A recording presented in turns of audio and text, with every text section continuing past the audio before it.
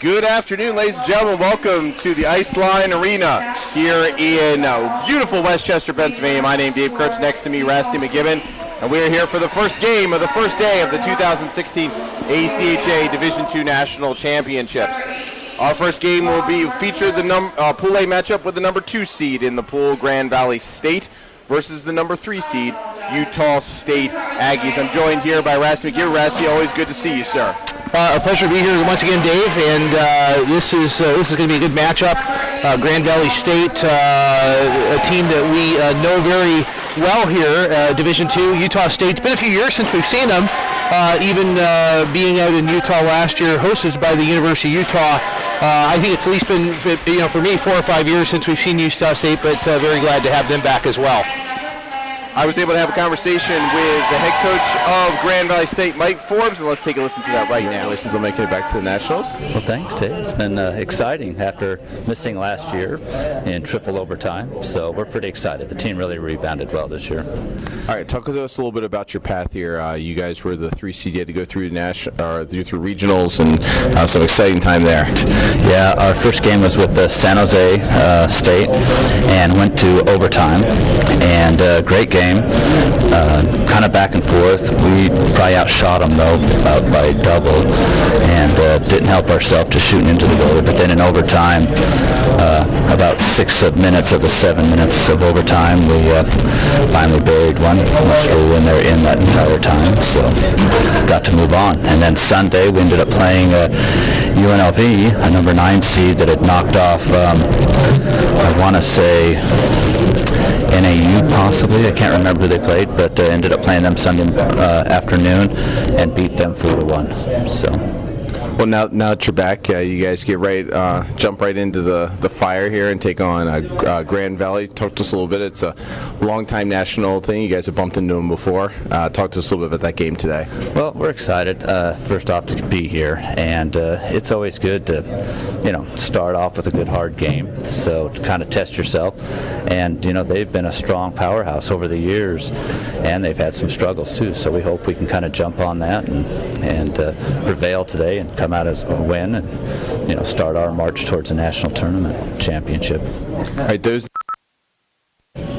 I'm here with the head coach of Grand Valley State, Mike Forbes, and Mike, congratulations on making the Nationals again. Thanks, I appreciate that, David. All right, you guys come in and you're taking on Utah State. Talk to me a little bit about your season and how you get ready for the game today. Well, I thought we had a solid season. In the games that we lost, for the most part, we underperformed. We had one weekend against Lindenwood Belleville where we were at the top of our game and they beat us. So I thought, I felt pretty good about where we were at. We were talking yesterday, we've got some holes in our lineup that we have to patch up, but overall I think we've got a pretty solid team. Our defense, our blue line is very, very strong this year, and that's been a big factor for us in winning the number of games that we have. All right, you guys take on Utah State coming out of the West today. What are some things you're going to try to do right out of the gate?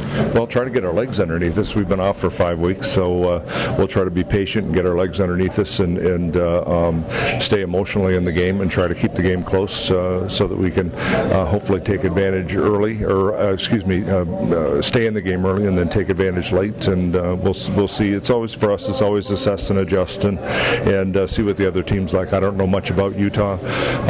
Congratulations for them to get in. I think any team that we play here this weekend is going to really. All right, that was the head coaches for both teams. We're about to get underway here.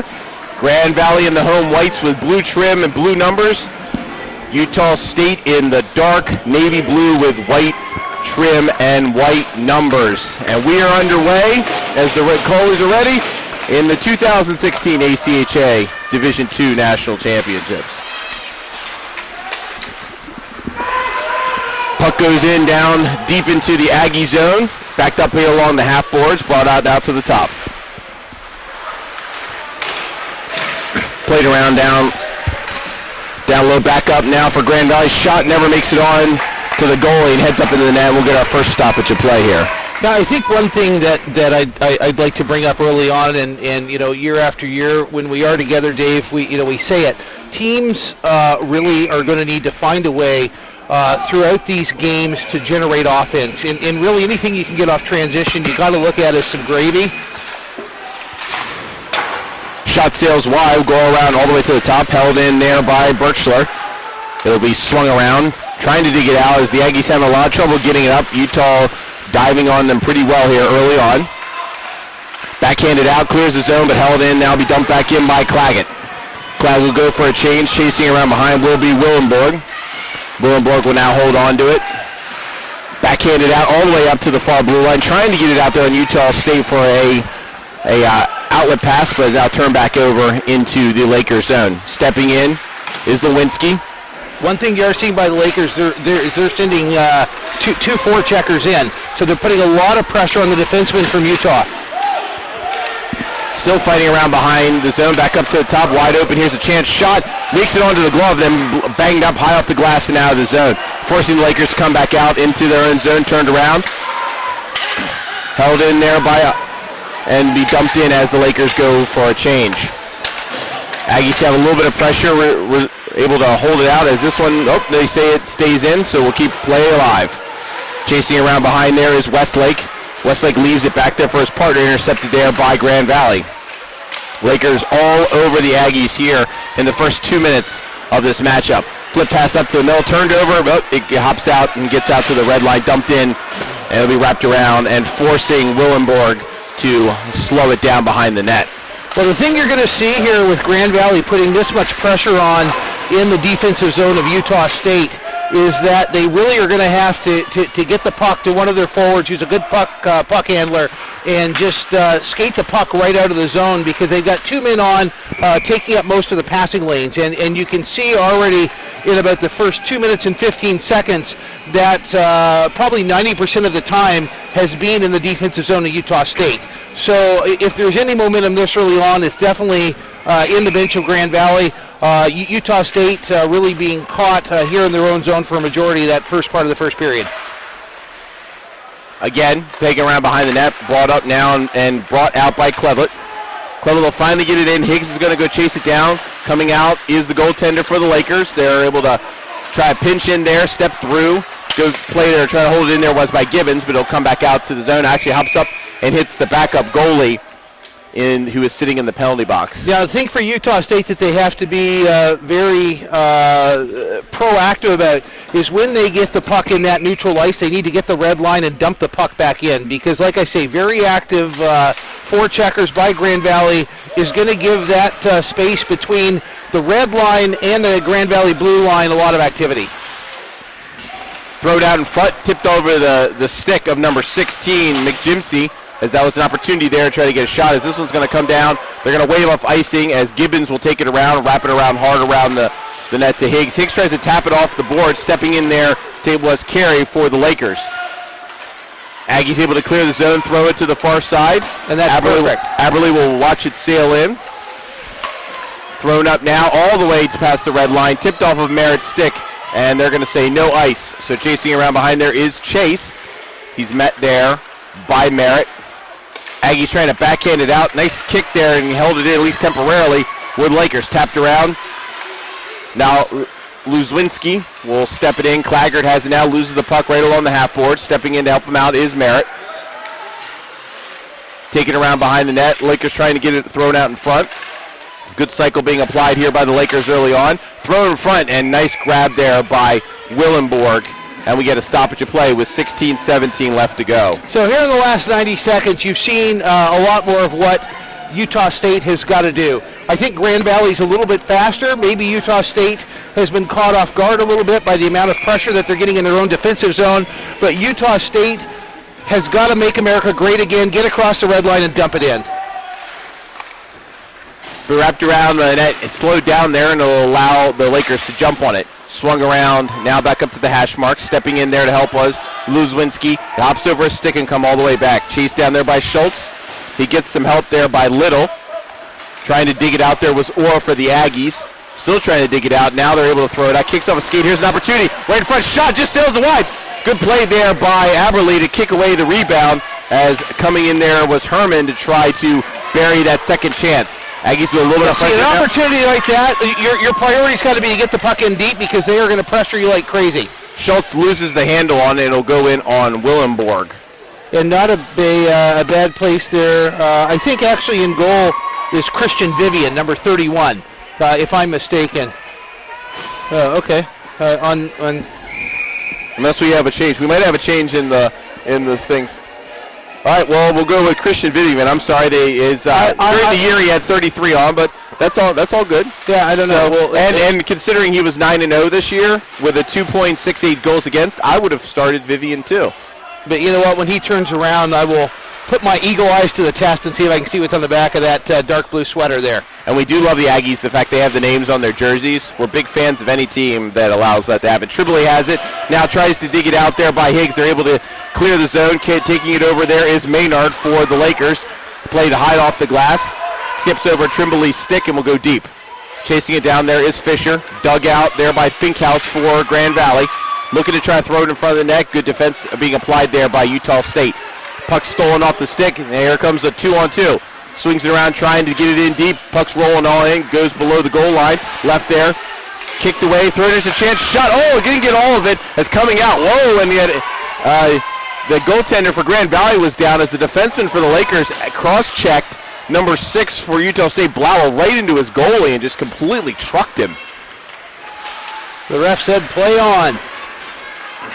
Puck now back down in the Grand Valley zone, played high off the glass, comes back out. Renee will have it. He'll backhand it in. Little two-man game being played here between the two teams. This one's going to come in, blockered high and back almost out of the zone by Aberley. And the fantastic thing is you're seeing Utah State adjust. They have now gone to a more dump and chase hockey, and really at all costs are just trying to get the puck in deep. The one thing I would say is that their defense need to try to play up as close to the blue line as they can, because they're the last line of defense in terms of keeping the puck in the zone.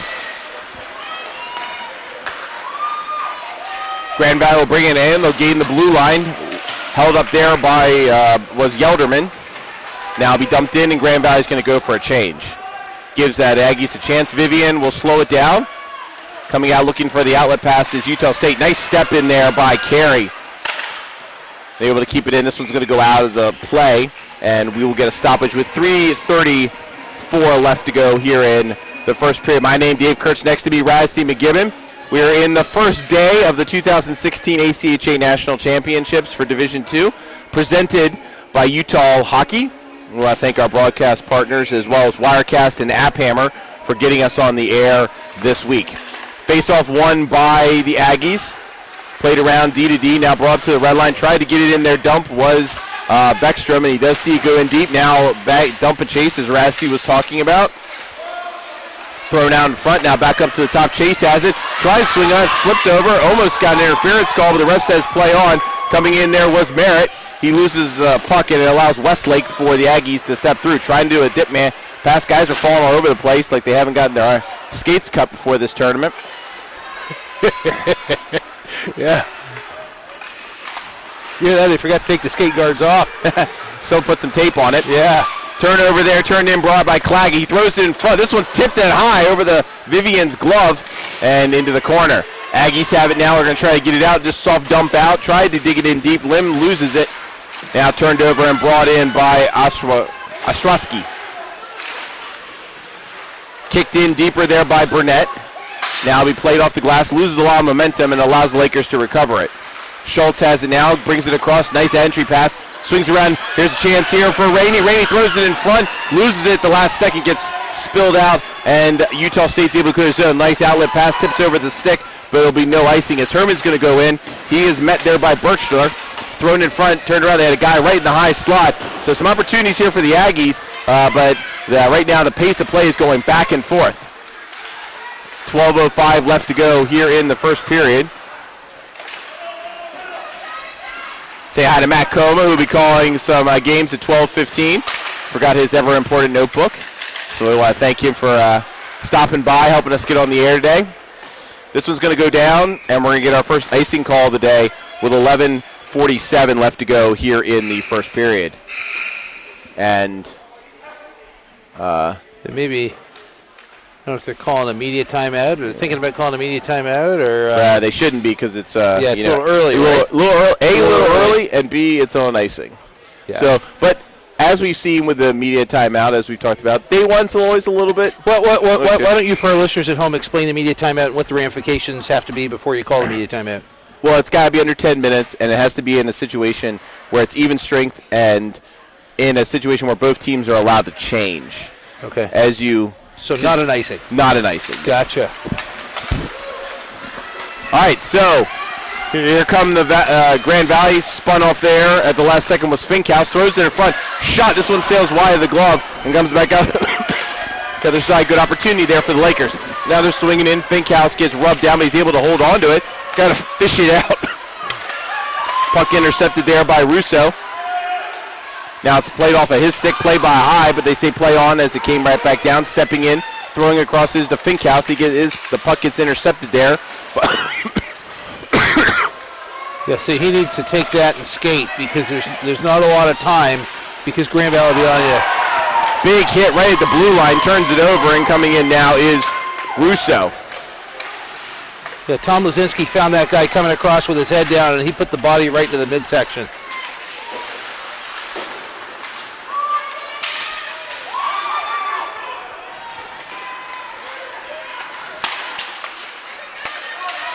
D intercepts it there for the Lakers, stepping over the blue. A nice little tap pass. Loses it there, was died, and it was off sides, forcing them to clear it out. This should allow the Aggies a little bit of breathing room.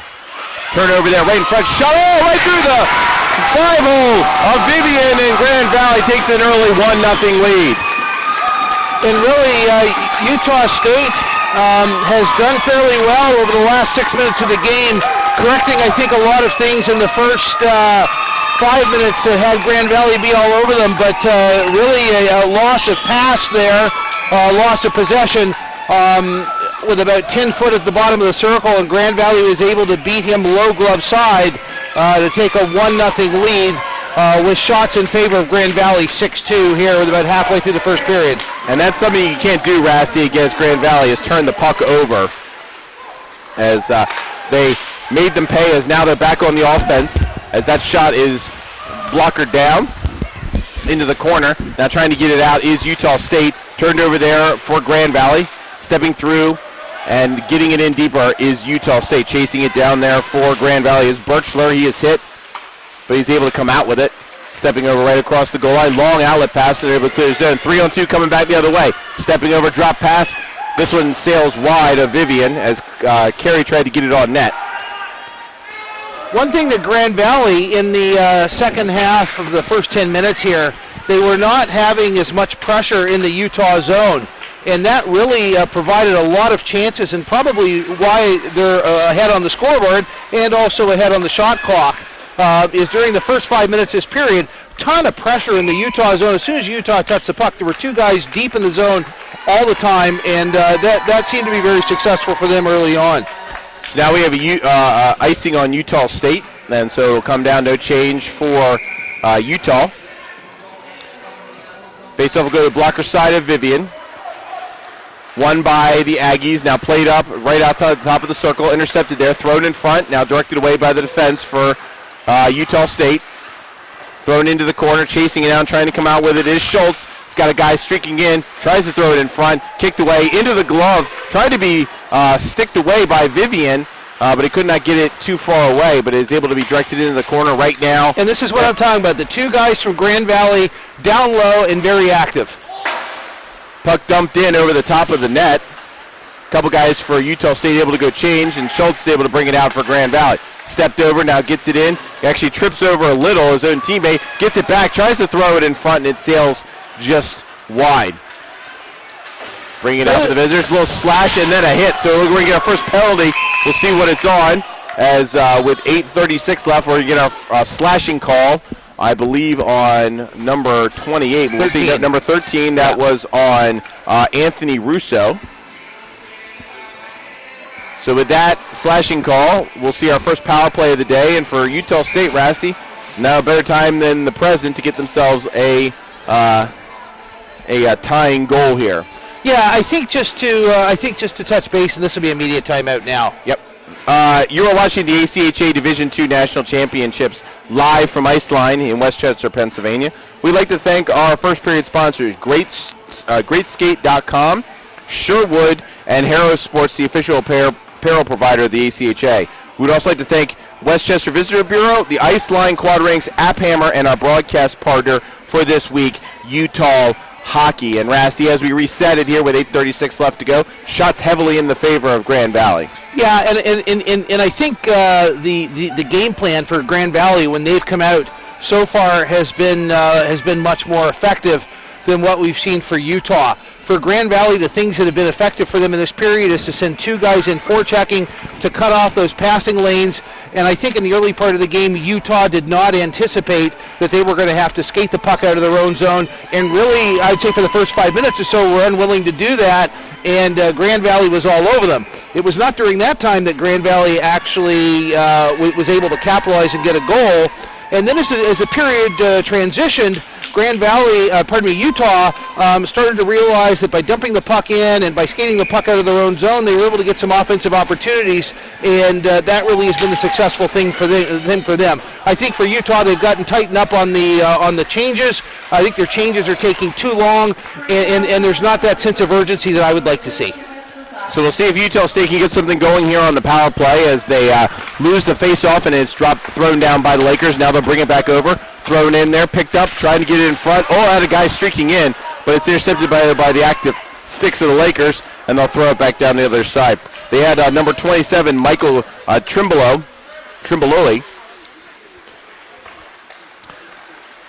Bringing it up now is Utah State's defenseman. See, the thing you're seeing by Utah State is as they get to their own blue line, there's a certain amount of hesitancy that they're not willing to skate it. He's slowing down to look for a pass. I think you got to skate full speed, and if a passing lane is open, fire the puck up, but otherwise anticipate that you're going to skate it out like these guys. Half the power play gone. Lim has it now. He'll wrap it around the boards. Chasing it down there is Little. That goes back up to the top, whiffed at by the defenseman. Good play there by number 12, Chris Cutshaw, to come over and slow it down, but eventually it goes all the way down. Vivian's going to have to play it, kind of whiffs on it a little bit. Is going to give a shorthanded opportunity here for the Lakers as it kicks off a skate. Actually helps out the Aggies. Lim has it. It's going to step over. Shot gloved there by Aberle. I know you're going to hate me. I read the back of the sweater. It's actually Willenborg. So it is Willenborg. There we go. All right. Wow. Well, Vivian was in for a while. He changed out during the I don't know what their strategy would be in trying to confuse us of all people. But they've succeeded. Shot hits off a shin pad, loses all of its momentum from Gibbons. Now goes down low, thrown across, tapped in front. Here's an opportunity. Shot kicks off a skate and ends up in the corner. Tried to be digged out there by McJimsey. Now it is eventually dug out and brought up by Herman. Throws it across to Gibbons. Gibbons tries to get it in for a tip by Lim. Holding on now, 15 seconds left to go in the power play. 6:48 left to go in the period. 1-0 Grand Valley. And I think with 20 seconds left, even if they're not good shots, you got to. Oh, and they shoot. They go short side. I thought it hit on the outside of the net as I saw the water bottle pop up, but somehow it sneaks in, and Aberle's just looking at himself saying, what in the world just happened there, as he thought he had the post completely tied up. He was tight against it, but somehow it stuck between his pads and his elbow, and we are tied 1-1 with a power play goal by Utah State with 6:41 left to go here in the first period. Yeah, it's kind of funny. Just as I was criticizing him for not shooting the puck, they were able to light the lamp right on the back of his neck. He will be applying aloe vera from the burn he got from that one, but... So 2 shots on that power play, the second one finding the back of the net. We're tied 1-1 here in the first day. Pool A play, the 2-seed Grand Valley, the 3-seed Utah State. Later on today on this rink, we'll be bringing you Arizona State Elite against Michigan State in the second game of our doubleheader here on Rink 1. Jimmy Martin is getting his green and white shoes shined up. Are those Doc Martens? I can't remember. Just remember, all women love a sharp-dressed man. Grand Valley will look to try to answer it. Wow, it sounds like someone broke their stick, but as we're going to get a penalty here, looks like it's going to be on Chase, number 25 for Utah State, and he's going to get a 2 minutes for interference. And so going on the power play will be Grand Valley as they look to try to get the lead back. So with 5:49 left to go, we'll see for the first time today Grand Valley's power play.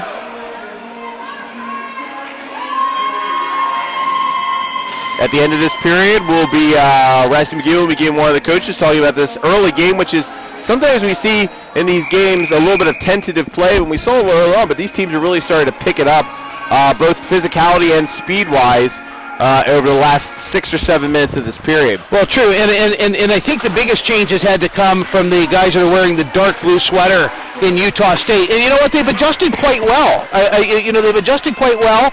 And we say it once and we say it a bunch of times. This is a game of adjustments and transition, and Utah State is having to do that because Grand Valley really clogging up those passing lanes. Shot comes in from Schultz on a nice pass from Rainey. It's turned away by Willenborg. Now back up to the top. Skips over the stick and it'll force Grand Valley to come back out and clear the zone. Over there to Little. Little's going to skate it around the top circle. Throws it in actually on Willenborg. He has to grab it as it hits right off his chest. And we'll get a stoppage. 1:19 left to go in this 2-minute interference penalty on Utah State. And that's a fantastic time to stop play. You get a fresh set of guys out there. You're going to have a set face-off to the glove side, and if you're a Utah State fan, hopefully you can win it back and clear the zone. For Grand Valley, they can get a fresh power play unit out there. But I think Grand Valley just needs to shoot the puck. Great diving attempt there to keep that shot away. Is thrown in front now as Claggart was right inside the circle. He's there, got another chance. Now back up to the top. Shot, barreling it right. It looks like he might have tipped off of somebody as wound out a little hodgy-podgy afterwards. As after a celebration got knocked down, there was a Grand Valley. We'll have to check out his number. But either way,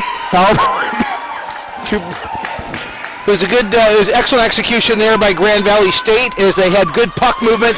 One thing that we have seen here, as now we've seen special teams by both sides, the penalty kill actually by Grand Valley is a much more active box than we have seen by Utah. And as we talk about a game of transitions and a game of adjustment, I think Utah State is the one that has had to make more adjustments and transitions. And really now, considering the way that Grand Valley has come out and the way that shots on goal are, I don't think I would be too unhappy just being down 2-1 should the period end up that way. And Utah State will go back out on the kill as they were 2-minute minor for unsportsmanlike conduct was given to C.J. Westgate Lake for that cross-check after the goal. So we'll have another power play here for Grand Valley as this shot goes off of Willenborg and up into the netting. Is there any reason why that goal did not count, or they just haven't put it up? They just haven't put it up. Okay. All right. Yeah, so, I think if you're both coaches, the first day is so hard.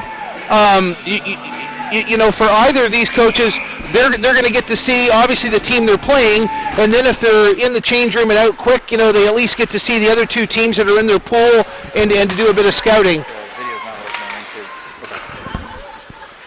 Grand Valley here, again on the power play, and working the puck low, and playing it back to the point now, as again Utah State in that kind of passive box, which is allowing Grand Valley really a lot of puck movement and positioning.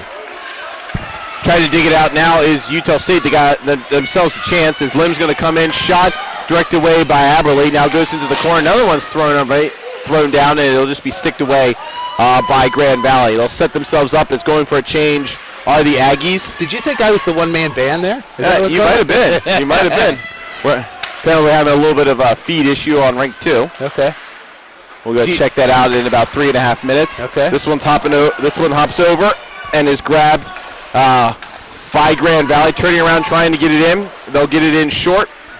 Sides there by Little. Little will hold on to it. Stop fidgeting with your clipboard, young man. Thrown out now to the top to Finkhouse.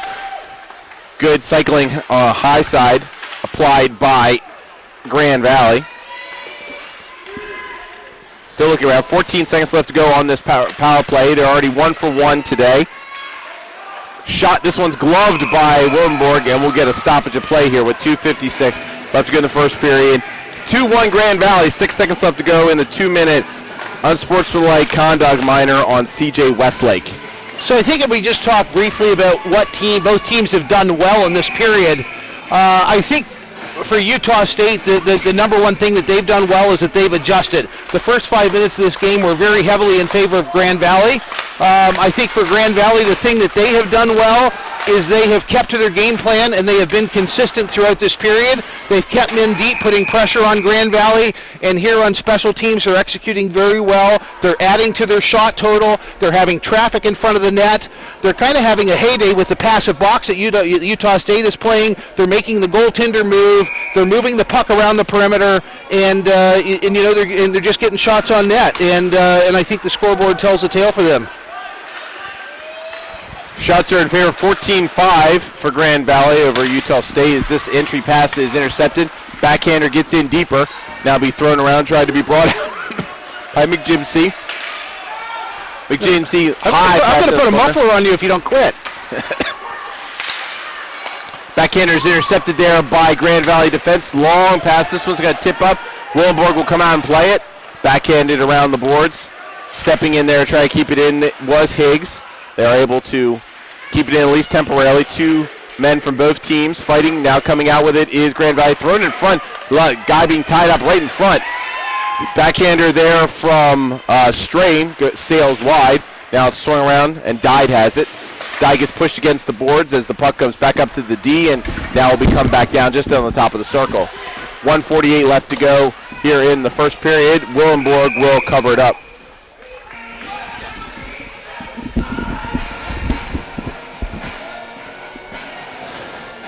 And we are seeing Utah State now adding a little bit to the shot totals, but again, it's been hard with two back-to-back special team opportunities for Grand Valley, and Grand Valley 50% on the power play. Utah State 100% on the power play, but this one's tapped in front. Another backhander. Willenborg sliding side to side is able to keep it out as with 1:36 left, trying to keep the play as, again, as Rasty said, heavily favored is Grand Valley's shot total here in the first period. 1:27 left to go. Rasty will be heading down and getting an interview with one of the coaches after the first period. Once again, thrown in front. This one tips off the stick of Carey and sails wide. Comes all the way back outside the zone. We dumped in on the cross-ice dump. Chased in there by Trimbley. Trimbley will have it, hold on to it. Now steps out in front of his net. Long pass misses the stick of Lim. This is going to go down. We'll see if we get an icing call, and yes, we will. And so back to the other side we will come with 58.6 seconds left to go. 2-1 Grand Valley over Utah State currently in the first period. Lots of hockey going on here at this quad pad facility as we have basically two sessions of games, ones that start at either 12 or 12:15, and then later on today as this shot is shouldered down by Willenborg. Another shot in front. This one's tipped wide, thrown in front, sails just past the stick of Trimbley and into the corner. High, lofty pass out, is able to clear it out with 44 seconds left to go. Chasing it down are the Lakers. This one's stick down, but it's able to be thrown in there and chased down by Schultz. He's rubbed off the play, kicks over the skate of Orr. Now it'll come in as it forces Grand Valley to clear the zone. Schultz harassing on the forecheck. Now comes out. Here's a chance here for Utah State. Has a streaker. Didn't see him as coming down the far side was Cutshaw, and he may be able to throw that thing out and have him step into it. 10 seconds left to go here in the first period. This one's intercepted, tripped down, and we should be with 4 seconds. Are going to hold on to the puck by Grand Valley, and that should do it here for the end of the first period. It's 20 minutes in the books here. 2-1 Grand Valley over Utah State.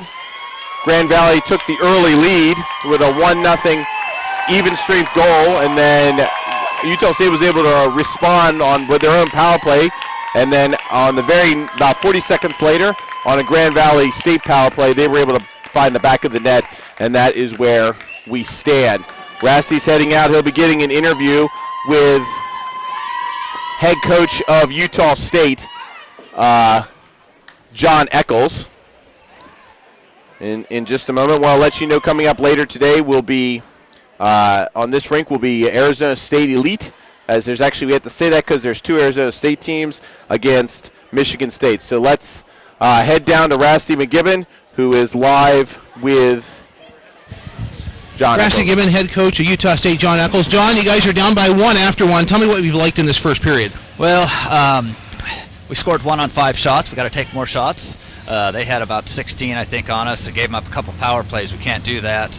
Got to play a little more disciplined in our D zone, get a little bit stronger.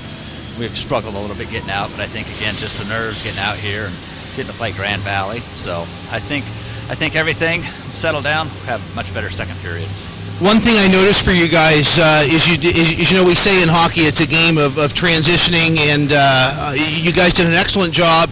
They were sending 2 forecheckers in, and you guys really then started to skate the puck out, and it seemed to be successful to you. Yeah. Is that what you really go to in the second period? Our D-men are I'm going to get you to move forward so you don't get sucked up here. Yeah. that would hurt. Yeah. We've got some D-men that can really handle the puck, and so we're just trying to get used to the small ice. We play on Olympic size ice, right? So it's a big transition for us. So yeah, our D-men have to step up a little bit more and bring the puck out, because that'll take a lot of pressure off our wingers, and then we'll have a better flow out in the neutral zone.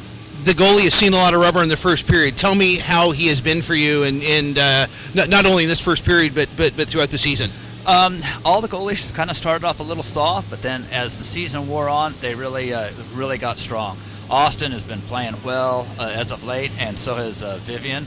And it's been either or that we could go with, but Austin's been a good mainstay for us the second half, so it's been good. Good. Well, congratulations on getting here, and good luck in the next 2. Thanks for your time. You guys are awesome. David, now back to you in the Memorial Gondola. Thank you.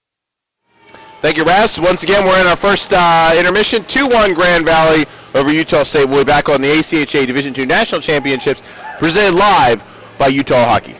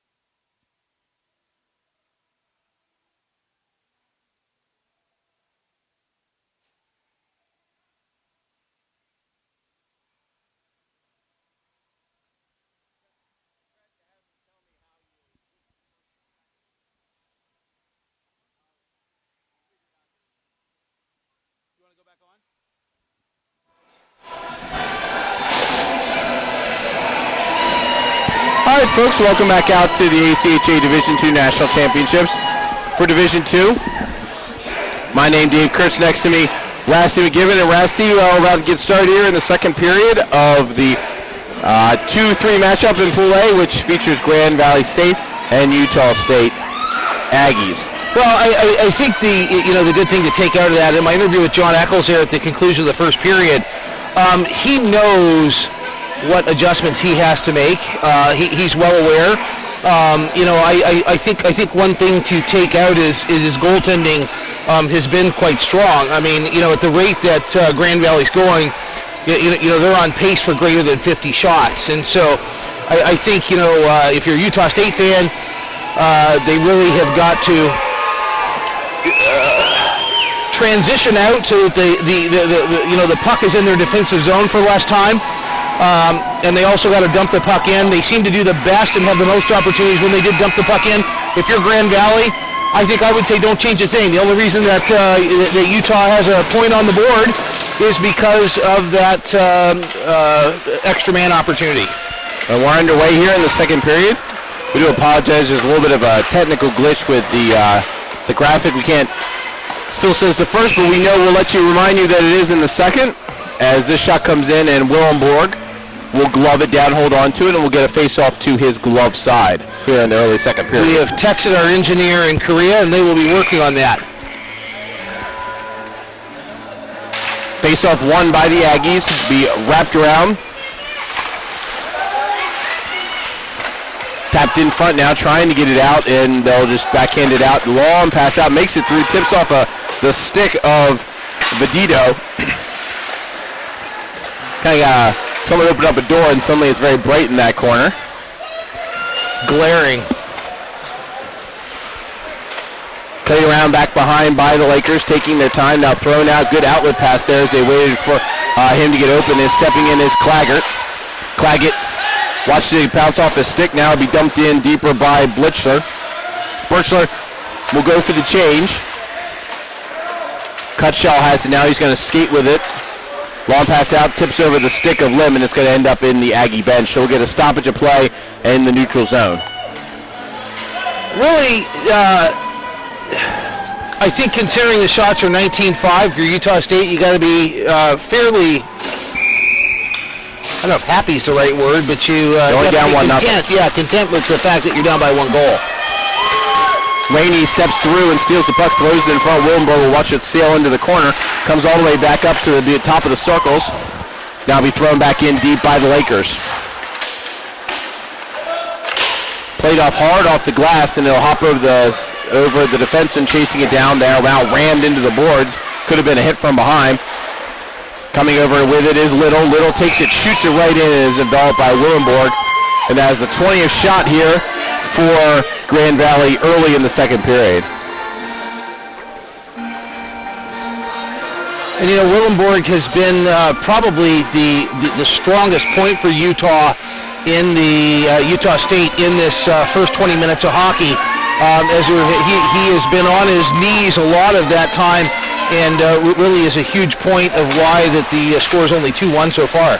McJimsey tries to dig it out there for Utah State, plays it high off in the air, and it comes all the way down. This should go for icing, and it does. So I don't think that should have been icing, to be honest with you. Yeah, that was a long time that puck took, I think. Yeah.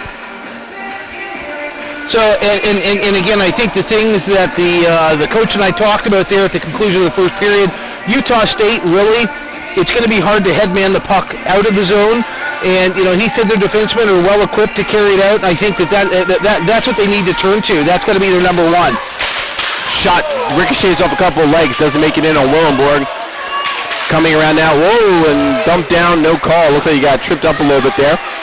Higgs will dump it in on the cross-ice dump. Slow, good play there by McJimsey to elbow a guy off, but it'll be turned over and brought out by the Lakers. Right now, Utah State have a little trouble getting it in the zone and keeping it there. Thrown in right off the far leg pad. Good turn away by Willenborg. This one's a flutter. It kicks off of the glove. No hand pass as it was played by a Laker after Utah had grabbed it with their hand. Stepping it through is Finkhouse. Tries to get it in. Slowly gets it in deep. Steps over there is Gibbons. Now the far side. Tapped away. Intercepted by Russo. Russo's going to throw it in. Chasing it in there is Westlake. Over to Gibbons.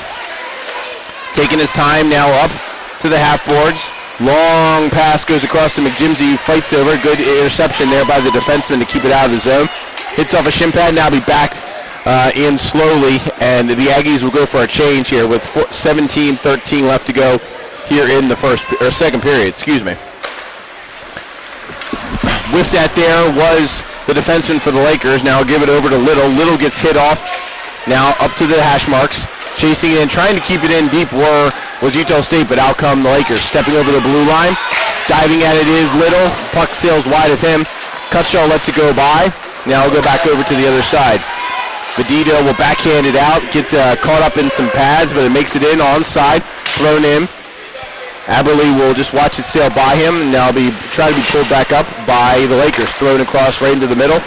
But hard off the boards, kicked over side stick, and here come the Lakers.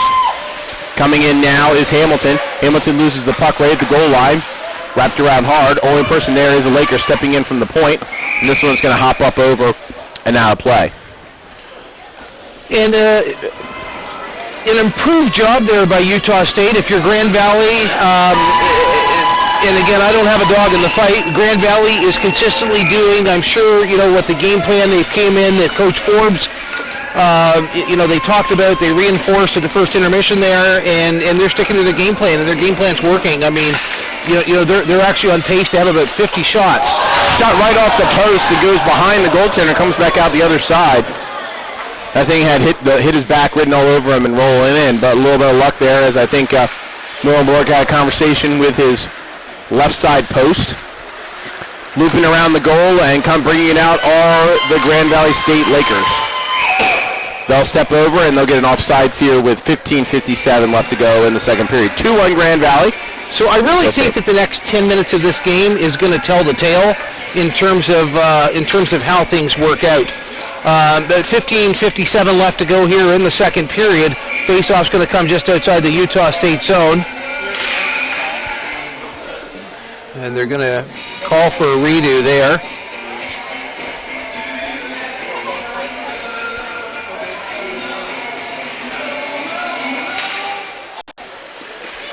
Face-off still in a scrum. One back behind Grand Valley goes into the players' bench. And so they're going to do it again with all said and done, burning about 7 seconds off. If you're just joining us, this is the Division II National Championship in Westchester, United States. This is a Pool A matchup between number 2 Grand Valley and number 3 Utah State. 2-1 in favor of Grand Valley, who is also winning heavily in the shot competition, 22-6.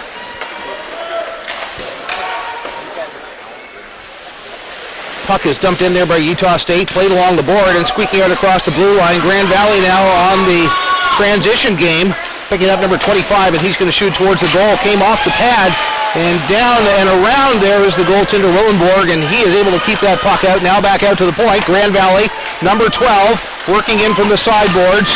Here's Grand Valley. They're going to play it in deep behind. And cycling very well, Grand Valley now, as they have their point men out and ready for that pass, and they are just content dumping the puck back in as 2 Grand Valley players in behind the goal line working very hard. Utah State is going to pick it up now and transition out and across and getting the puck in with wholesale changes both sides. Long outlet pass will come all the way out. This should go for icing if Lim can chase it. In fact, Grand Valley just gave it up. So with 14:52 left to go here in the second period, 2-1. 24-6 shots on goal, and that really is kind of indicative of the way that the play has gone as well for Grand Valley and Utah State.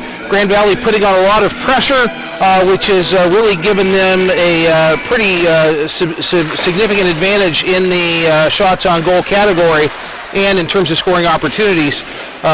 Utah State cashing in one there at the very waning moments of a power play.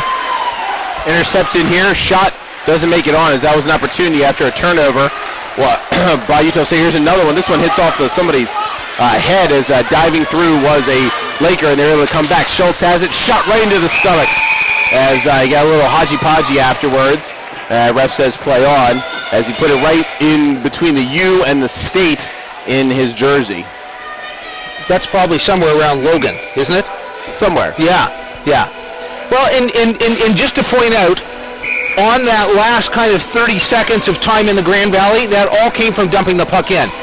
I'm a big proponent of dumping the puck in, but when you have a fast team like you're seeing here in Grand Valley that really clogs up those passing lanes, dumping the puck in does so much of the work for you. And for Utah State, that's a little bit behind again in this shots category. They're going to have to do that. What I was saying while you were just off there making some technical adjustments, really, I think by the 5-minute mark of the second period, I think the story is going to be told in this game. Utah State's just got to get one in the net, and regardless of the shots, they're back in the game. Really, the 2-1 score is not really indicative of how the play has gone so far. Chasing it down there is Finkhouse. He throws in front, shot right into the stomach of Willenborg, and then he has one of his teammates, Gibbons, Westlake gets dumped right into his pocket. But with that was a good stoppages. That was a nice pass right out into the high slot, and he came out strong and was able to cut down the angle. Yeah, it's fantastic. We're kind of getting to the point that they have had some really quality scoring chances. Sometimes depending upon who's counting shots, some are soft, and sometimes shots don't get counted. I think the shot total here is actually quite accurate. If we go into scoring chances, Grand Valley has probably had at least 9 quality scoring chances throughout this whole game, and that was definitely a big one, and Willenborg was there and was strong to get out of that blue ice into that butterfly position to make the save. Back underway here as it is dumped in deep, being chased down there, deep inside the Lakers zone. Try to be held in just at the curve, and it'll be chased around back behind and brought up by Cutshaw. Thrown in front, ticked off a skate. Here's a shot right into the stomach. Thrown in front, a lot of traffic. Doesn't quite get there. There's a chance. 7-3 try, lost the puck, was Cutshaw as he tried to go from backhand to forehand. Might have been better served just to shoot that puck on the net. Now banged in against the boards is there by Chase. Finkhouse retains it.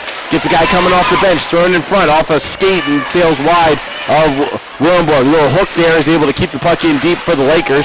Now back up to the point. Tapped in front. Nice step through by Dye. Dye has it. He gets hit right off the puck. Now be slowly hopped out by Higgs. There's 2 things I'm seeing by Utah State that I don't like. One is that their forwards are collapsing down and not staying on the point. And one thing about Grand Valley is they're using their point guy. So that's one thing. Circling it around there. We try to dig it out. Willenborg goes down, puts his stick down, trying to keep everything low. Coming out is Yelderman. Koleski trying to dig it out, swung around hard there by Chase. This one's going to score it out and come all the way down inside the Grand Valley zone. The other thing that I don't really like that I'm seeing by Utah State is their forwards are trying to chip the puck, and they have so much momentum that when Grand Valley stops it, they can't turn around and come back until they're almost to the red line. So it's giving an inadvertent man advantage to Grand Valley, which I think with the momentum and definitely what we see they can do shots wise is something you don't want to do. For Grand Valley, they're doing a fantastic job. I think they're sticking to the game plan that Coach Forbes has had for them, and they're executing very well. And I think it's just going to be a matter of time. If the game goes the way the game's going now, the goaltender is going to get a lot smaller, and the back of the net's going to get a lot bigger. If you know what I mean. Right now, Grand Valley having some trouble getting out of the zones. Good pressure being applied here by the Aggies, but they are finally able to clear the pressure. Thrown across and brought in by Carey. Carey throws it on net, directed away by Willenborg. Now it'll be fought over there, trying to dig in and help out is Orr. Watches it go around behind the net. Fisher has it. Now it'll be brought out by the Aggies. Orr has it, hits off his stick, going to go into the zone. Birchler has it, goes D to D. Stepping through the blue ice, now bringing it up are the Lakers. Gain the red line, gain the blue line. Shot by Claggart. Just in the period and a half we've seen, it seems like that we see a lot of times Claggart for Grand Valley always is coming down the near side near us, and is always shooting the puck as soon as he gets in. It's like that seems to be his thing. He seems to like to do it. It has to have been successful for them. as you know, essentially they're here, right? Yeah. Nice grab by Gibbons as he actually grabbed the puck as it was going in front of the net and threw it back into the corner behind it. Now the Aggies will try to get something going here. Stepping over is McJimsey. Throws in front, nobody home but white shirts. Yelderman's going to have to bring it out. He's going to do a cross-ice dump, allow the Aggies to clear the puck. Coming in on is Kevlet on the forecheck. 30-8 are the shots in favor of Grand Valley, but the score only 2-1. Goes around behind the net, digging it out, trying to throw it in front, goes through two sticks. Now Willenborg directs it away. That was dangerous as there was a guy backdoor ready to try to slam that home. Cycle down low, bringing it around across the circle. Thrown in front, now it goes off a Schultz stick. Higgs has it, loses the puck. Coming in to help out there was Rainey. Thrown in front, tried to stop short there. Now be wrapped around, fought over, still having a lot of trouble getting it out of the zone. Finally McJimsey has it, gloves it down, big hit in front, and we're going to get a hand pass as McJimsey gloved it down. And with 19:37 left, that should be our media timeout. You are watching the ACHA Division II National Championships live from Iceline in Westchester, PA. United States. Yeah, United States. Yes, we'd like to thank our second period sponsors, Gong Show Hockey, Warrior, and Howie's Hockey Tape, the official tape provider of the ACHA. We'd also like to thank Westchester Visitor Bureau, Iceline Quadrinks, which is where we are calling these games today, App Hammer, and our broadcast partner, Utah Hockey. And Rasty, as we reset this game now halfway through, both teams getting a chance to make some adjustments here. Face-off will be to the glove side of Willenborg when we get back underway. I'm going to put you on the spot. How with being on the East Coast is Utah State our broadcast partner? Explain that one. Just even for my own information. Because they understand how to make this tech stuff work. I see. So their tech crew is out here. Yes, their tech crew is out here. Okay, very good. They did. We had such a good experience with them last year. Yeah, so just to give a little bit of background, because really in terms of my insight into what's going on, nothing has changed in terms of the hockey game. Last year was the first year that we were able to offer it free streaming on YouTube. Correct. And my understanding is we're able to do that again this year. Yes. And we liked it so much that we did it again. And we got them here to help us unlock the YouTube door. That's right. Yes. So we're back underway here. Puck's being fought around behind the cage of Utah State. Now it'll be thrown down to try to relieve the pressure by Cutshaw. Looking maybe to spring a guy. Instead, it's D2D. Good clogging being applied here by Grand Valley. Cutshaw will have to go off his stick and go into the corner. Fighting for it, trying to dig it out there. Now he's going to get some help there from Herman, and Finkhouse comes in to help for the Lakers. This one's going to go around, straight has it. Nice outlet pass to Finkhouse, who's going to reverse his motion. Shot, this one's directed away by Willenborg, but he couldn't control the rebound. Now back up to the top, nobody home. This one's going to go down. No icing should be called as it went off of a pass from Grand Valley. Now we'll take it around behind the net. 32-8, the shots in favor of Grand Valley as they've dominated everything except for the scoreboard as it is only 2-1. So we got a bend not break mentality as we're going to get our third penalty called, and it's going to be a hooking call on Utah State, which are for the Aggies. If you're a State fan, Grand Valley to net, and a State fan, this is I think exactly what they need to really kind of open this game up. I mean, in terms of the shots, they're absolutely dominating. Shot comes in, turned away by Willenborg, thrown in front, back shot turned away as last chance there for Rainey. Now down low to Schultz, back over to Rainey. Little two-man game being played below, now coming in to try to help out. Is the third man now back up to the point, to Little.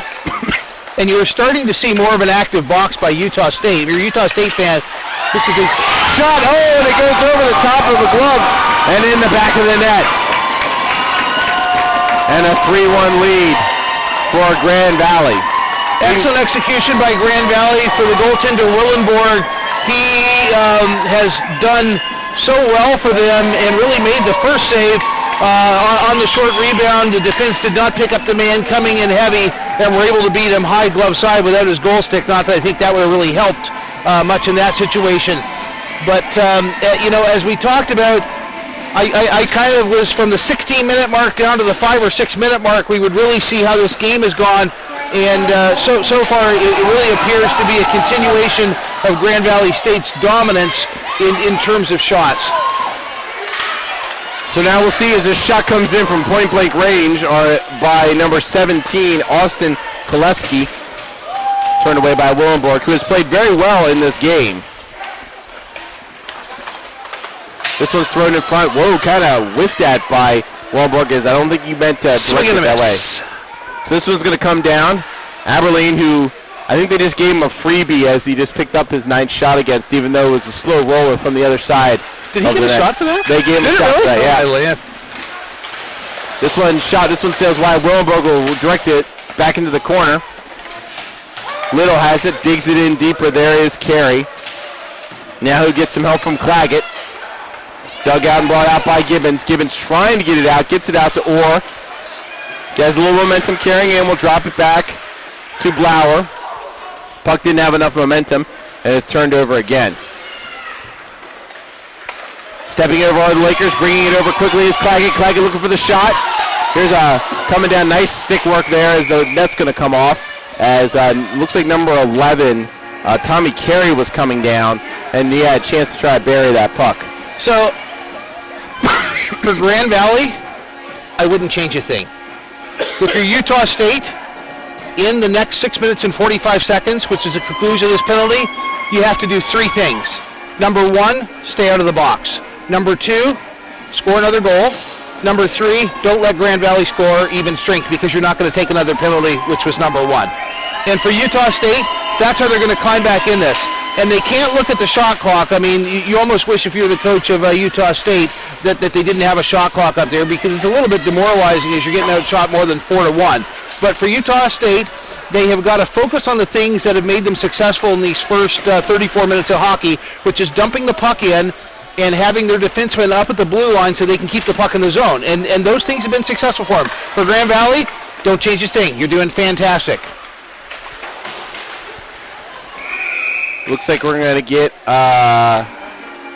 we'll say they're going to say it went over the net, so no change for Grand Valley, and we'll take it deep into the Grand Valley zone. So let's just, for those of you that are listening that maybe you have a child, a relative, a sibling, a boyfriend, or something that is playing here, this Grand Valley is the number 2 in the Central, and Utah is the number 3 out of the West. So it's mixed up. 1, 2, 3, and 4 are all from different geographical divisions in the United States. And so sometimes you are playing teams which you have only ever seen over the internet and never played in person.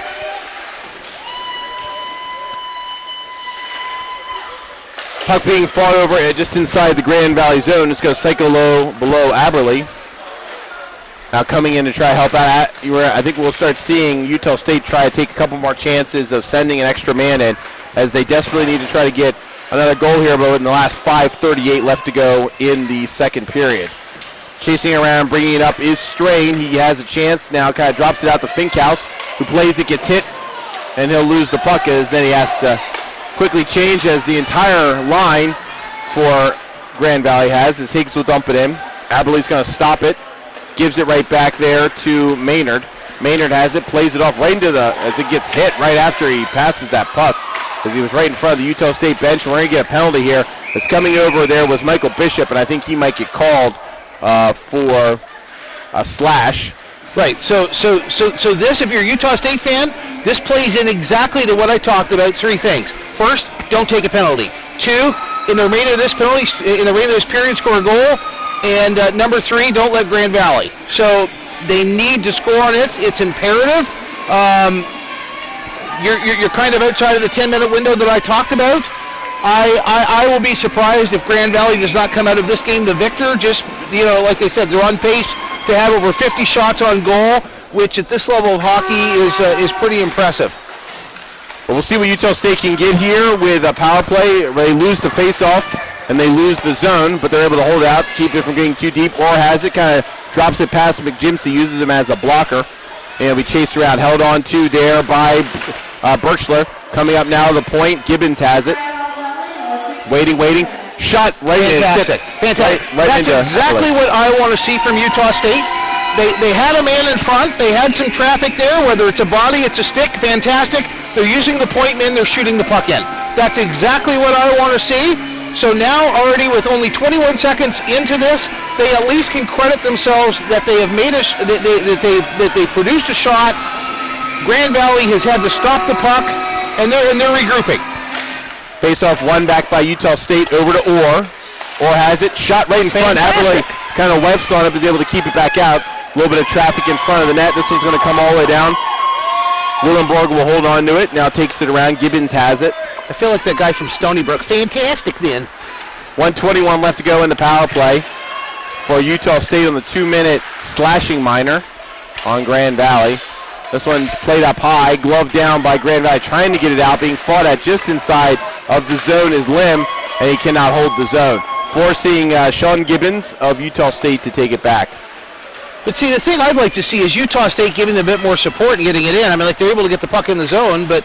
McJimsey has it, tries to throw it in front. Oh, he has the guy wide open. Is number 27, Michael Chimboli, as it comes flying up toward us. Chimboli had it, and he tapped it, and just getting enough of it was Aberle, and he was able to keep it out of the back of the net. But a great opportunity. They have gotten more shots in this minute and 11 seconds than they have in the 16 minutes and 6 seconds of this period. Did you realize that? No, I did not. That's a sharp mathematical mind that you have beside you. That's why. But anyway, they're doing a fantastic job. Utah State got to keep doing what they're doing. They got 49 seconds. They got to get a puck in the net. Ref ruled that it went off of a Utah State's player's shoulder, so it comes outside the zone. So 44 seconds left to go. Aberle plays it, kind of whiffs on it, forces Strain to come in deeper than he wanted to. Shot comes off the point right to Aberle, who has a little trouble gloving it down, as that was a nice play there by Cutshaw to fire that thing in. 3:33 left to go here in the second period. My name is Dave Kurtz. Next to me, Rusty McGibbon. 3-1 in this day one of Pool A action. I would love for you to refer to me as a sharp mathematical mind. This one's going to come down. One more rush, possibly. I like how your cough coincided with that. Yeah. Again, yeah. Willenborg has to play. Turns it right over. This one's played out of the air by Grand Valley. 3 seconds left. That'll do it. So Utah State now 1 for 2 on the power play, but they were able to get some momentum, at least offensively. Let's see if they can keep it going here. See, and this is what we talked about before. There's a certain amount of hesitancy by the defenseman from Utah State to skate the puck out of the zone. And you know, we talked about that. He said their guys were able to do it. There's some that we don't see do it. Played off all the boards. Beckstrom has it, goes right over his skate shot. Willenborg's going to hold on to that with 2:45 left to go. So I think, if anything, what we saw in that 2-minute power play there by Utah State is that they were able to slowly chip back at the momentum that Grand Valley has really had for this whole game. They got about 5 or 6 shots during that power play, which is a third of their whole game they're able to generate in 2 minutes. And so hopefully, you know, when they go into the change room, if you're a Utah State fan, they have got to talk about that, you know what, we can get shots and scoring chances to get this team. For Grand Valley, I think you know, for them, Oh, here's a shot right in. No clue what's at his feet. Fought for. And comes that back out the other side. That was a blast from the point. He had no clue where it was, as the Lakers will stay on the attack. Puck hops over the stick and will go out the other side for Schultz. Being fought over, trying to turn it around. Now holds on to it. Now get it in deeper. Pace of play slowing down a little bit here. Now that we're back to 5-on-5 action. And so these forwards for Utah State have got to be more active and be out on those point men, because they will shoot it in, and it will generate a scoring opportunity, because the forwards for Grand Valley are going to screen the goaltender. And you're just making the hard time that Willenborg has had even harder. And as we go right now, they're on pace for 60 shots in a game, which at this playoff level, honestly, is a little bit surprising to me. So bringing up on the rush one more time. Stepping over, shot comes in, and another save for Willenborg as he covers it up, holds on to it. 1:22 left to go here in the second period. So, again, numbers 1, 2, and 3 for the last 5 minutes this period. If you're a Utah State fan, Number 1, don't take a penalty. Number 2, try to get the puck in the back of the net. Number 3, which maybe should be number 2, don't let Grand Valley score again. Played up around the boards there by Chase. It does clear the zone. Looks like they're gonna say it hit off of somebody for Grand Valley, and so that'd be a face-off deep inside of the zone. If you guys are tuning in from Western Michigan there, around the Grand Rapids area, if you're a Grand Valley fan, you got to be very proud of your boys. I think they have stuck to the game plan, and you know it's kind of a good thing when one guy doesn't stick out. And for Grand Valley, there's not really one person that sticks out for me so far in this game. They have all kind of bought into the game plan, and they're a very well-coached team. And, you know, I think if things continue the way it is, you know, it's going to be a matter of time that Grand Valley has a lot more goals on the board.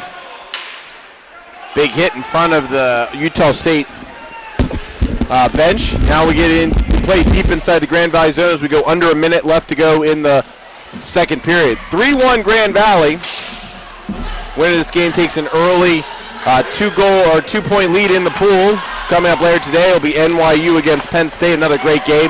Shot comes in, hits off the post, and then the play is stopped as the net comes off. We'll see how they rule it with 35.3 seconds left to go here in the second period. Rusty McGibbon will be getting an interview with head coach Mike Forbes of Grand Valley State after this period. As looks like there's some chatting going on between the two teams, as I'm sure that the Utah State's getting frustrated, being outshot 44-15, and having a lot of trouble getting any sort of real offense going here in the Grand Valley State zone this period. So face-off will be to the blocker side of Willenborg. Face-off one deep. Cutshell has it. He's going to hold on to it, loses it back to the point. Stepping through, is able to hold it up. Kicks off a couple of people's helmets and comes down. Cutshell has it, 22 seconds left to go. He drops it and leaves it back there for Trimboli. Fought over there. Now trying to throw it in front. Nobody home in a dark blue jersey. Just trying to get something going here. 10 seconds left to go. Now running to the boards, trying to get something in front. Good play there by the Lakers, just to slow play it. Now they'll play it off the boards. That'll be out, and that should do it. And there's the horn. So the end of the second period. Shots on goal for Grand Valley, 44. Shots for Utah State, 15. And for Grand Valley, they were able to extend their lead as they took a 2-1 lead into the first intermission. They'll take a 3-1 lead into the second intermission. Coming up later today, as we said on this rink, it will be ASU Elite. We have to say that because there's two teams, ASU Elite and ASU Maroon. ASU Elite will be taking on Michigan State out of the Central one. And let's head down to Rusty McGibbon with head coach Mike Forbes. McGibbon, Grand Valley head coach, Coach Forbes. I don't know what your game plan was, but I would guess that your boys have stuck to it pretty well in the first 40 minutes. Well, we haven't played in 4 or 5 weeks, and we just wanted to make sure that we established a forecheck and didn't give them much space in the neutral zone, and I think we've been pretty successful. You really, just to cut the crap, have been all over them. Shots are 44-15. How do you feel about how you guys have played? Well, really happy. I mean, we had some rust and we were worried about it, and I thought that we answered the bell really effectively, and we had 2 solid periods of hockey. Have you ever been scooped up by a Zamboni? We'll bring you up bring you up a little bit here. I don't know the Zamboni's big enough to scoop us up. What you know, the fantastic thing about the format, you are at least guaranteed 3 games, and it's a tournament of adjustments. Are there any things in your guys that you've seen in 40 minutes that you want to change? Like, well, we just want to be patient, especially in the second period, making sure we're getting pucks deep and turning the defense on the other team so that we can establish our forecheck. And we did a good job. We got a lot of shots from far out in that period. I mean, like I say, the shots are 45 to whatever they are, and we probably had 30 shots from the exterior. So we've got to get bodies to the net a little bit better, and we just keep on working, and we'll get better and better and better. Today was always, that first day after that layoff is always very difficult. So we're happy with where we are. One more goal, they're back in this hockey game, and geez, you'd hate to lose a game when you've dominated the first 2 periods. So we just have to continue to work hard and finish. Coach, thanks very much for this. Good luck in the next 20. Yeah, my pleasure. Thank you. David, now back to you. Thank you. Thank you very much, Rusty. Once again, we're at the second intermission of the ACHA Division II National Championships, presented live on Utah Hockey as well as YouTube.com is 3-1 Grand Valley over Utah State. We'll be back in 13 minutes.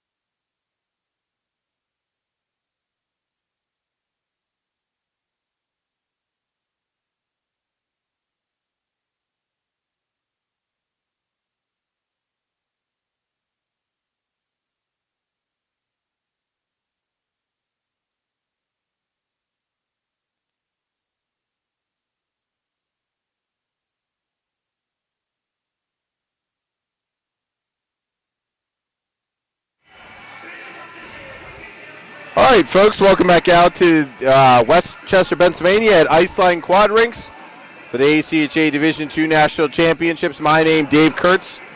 I'll be joined in just a few moments by Rusty McGibbon. And we have got the final period coming up in this 2-3 matchup in Pool A versus Grand Valley, up 3-1 over the 3-seed Utah State. Other games coming up later today. In Pool A, it will be NYU taking on Penn State, which looks to be a great matchup coming up at 3:15. Other games going on currently.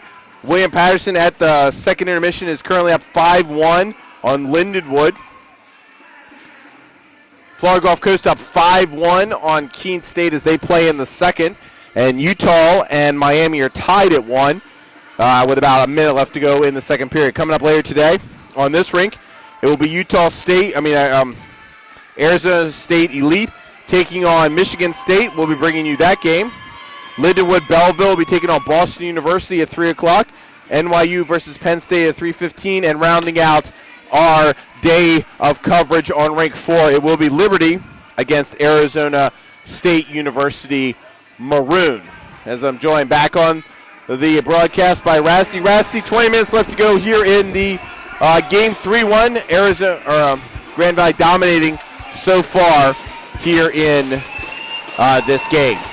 Yeah, they have stuck to the game plan, and really, they do not look like a team that has been off for 4 or 5 weeks.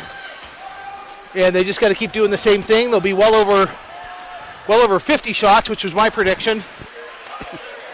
As the turnover gives them a chance, but it just kind of dribbles wide. The blue ice is still a little wet out there as we just come out of the break after the Zamboni has resurfaced the ice. Burnett has it. He'll dump it up. Dip there by Merritt. Now it'll be banged around just outside of the zone. Claggett has it. Plays it off the boards. Cutshaw has it. He's going to take a long shot. Kind of blockered into the corner by Aberley. Stepping over now and thrown back in. It actually hits off a glove and a head of number 2, Troy Merritt. Skating in deeper now is Burnett. He's going to wait for everyone to get clear as the Aggies are changing up behind the play. He'll slowly take it down behind the net. Loses the puck, going to have to turn around, and then he'll take it back down as hooking were the wingers to try to give him an outlet pass. Intercepted there by the Aggies, but then tipped in deeper by Corbin Rainey. Taking in there is Higgs. He'll wrap it around hard to McJimsey. Turned over. Wow, big hit by McJimsey on Rainey as he was coming across to try to intercept that pass. Schultz has it to Rainey. Had the far side, but just misses the net. And if you really think about it, this has not been a terribly physical game. There have been some moments that are physical, but as a whole, I wouldn't say that this has been a terribly physical game. First 2 minutes of this, or minute and a half of this game has gone without any whistles. We saw a lot of whistles in the second period. First period, a lot of end-to-end action. Toward the end of the second, we saw it again, but for the first about 10 minutes of the second period, there's a lot of icings, a lot of offsides. Yeah, I mean, it's been a very clean game in terms of penalties. There's been 2 each. Each team going 1 for 2 on those power plays. Interestingly enough, Utah State's hitting 2 forecheckers in on their Grand Valley, which maybe caught them a little bit off guard. I mean, McJimsey tries to throw it out, it's gloved down, but then it's brought out by the Aggies. Coming over now is Orr, trying to get it in. Shot had a chance. Good stop there by Aberley as he hasn't seen too much rubber today. Coming back now on the end-to-end is Grand Valley. Trying to step through, picked up there. Little has it, throws it in front, hits off a stick, and just sails to the other side of the ice. Coming out now and clearing the zone.